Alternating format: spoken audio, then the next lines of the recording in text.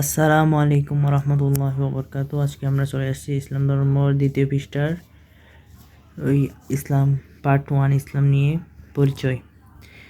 আমরা শুরু করি। ইসলাম আরবি শব্দ, অভিধানিক অর্থ হলো অনুগত্য করা, আত্মসমর্পণ করা, শাস্তির পথে চলা ইত্যাদি। ব্যবহারিক অর্থে আল্লাহ তাআলা ও রাসূল এর অনুগত্য করাকে ইসলাম বলে। তাহলে এটা তোমরা মুখস্থ করে ফেলবা। শরীয়তের পরিভাষায় আল্লাহ তাআলার প্রতি আন্তরিকভাবে বিশ্বাস স্থাপন করে তার নিকট পরিপূর্ণভাবে আত্মসমর্পণ করা, বিনা দ্বিধায় তার যাবতীয় আদেশ নিষেধের অনুগত্য করা এবং তার দেওয়া বিধান ও হযরত মুহাম্মদ সাল্লাল্লাহু আলাইহি ওয়াসাল্লামের দেখানো পথ অনুসারে জীবনযাপন করাকে ইসলাম বলা হয়। তোমরা এখানে শরীয়তের থেকে ইসলাম বলা হয় এতটুকু পর্যন্ত মুখস্থ করে ফেলবা। তো আমরা এরপরের পৃষ্ঠায় আসি। আজকে জাস্ট পড়াবো হচ্ছে এতটুকু সম্পর্কে বিধান পর্যন্ত।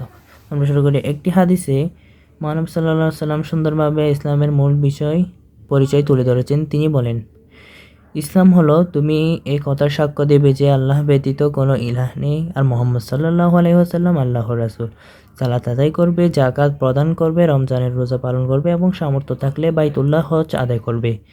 বুখারী ও মুসলিম। আল্লাহ তাআলা মানবজাতির হিদায়াতের জন্য যুগে যুগে বহু আদেশ নিষেধ বিধিবিধান প্রেরণ করেছেন। এসব আদেশ নিষেধ শরীয়ত হিসেবে প্রদান করেছেন। শরীয়তের সর্বশেষ ও পূর্ণাঙ্গ রূপ হলো ইসলাম। এটি হলো মানবজাতির জন্য নির্দেশিত সর্বশেষ ও সর্বোত্তম জীবন বিধান। তো তোমরা এটা সবাই ভালো করে পড়ে ফেলবে। আর হচ্ছে ইসলামের এখান থেকে তোমার ইসলাম থেকে শুরু করে তারপর জীবনযাপন করাকে ইসলাম বলা হয়, এতটুকু মুখস্থ করে ফেলবে। তাহলে তোমরা আমার জন্য দোয়া করবে এবং চ্যানেলটি সাবস্ক্রাইব করে পাশে থাকবা, লাইক দিবা।